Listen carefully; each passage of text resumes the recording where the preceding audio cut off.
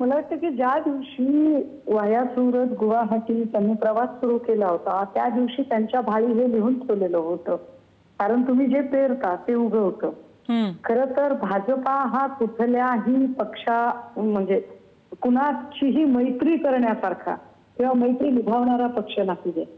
आणि भाजपाने ज्या पद्धतीची आव्हानं सध्या शिंदेच्या समोर उभी केलेली आहेत, म्हणजे उदय सामंतांच्या समोर राणेंचंच घर फोडून राणेंचाच एक मुलगा सामंतांच्या विरोधात उभं करणं असेल, किंवा आता राजू शिंदेला प्रवेश देऊन तिकडे संजय शिरसाटांची कोंडी करणं असेल, दादा भुसेंच्यासाठी अद्वै हिरेचं उभं करणं असेल, प्रत्येक ठिकाणी जी भाजपाने एक व्यवस्थित नाकेबंदी केलेली आहे.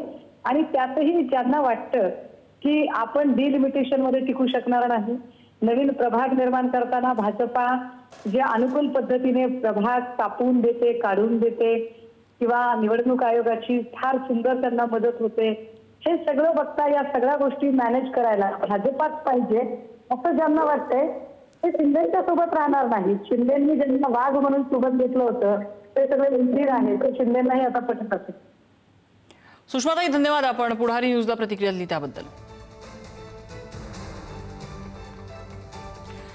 तर ज्या दिवशी एकनाथ शिंदे आणि शिवसेनेच्या काही नेत्यांनी भाजपासोबत जाण्याचा निर्णय घेतलेला होता त्या दिवशी हे होणार हे स्पष्ट झालेलं होतं, अशी प्रतिक्रिया सुषमा अंधारे यांनी दिली.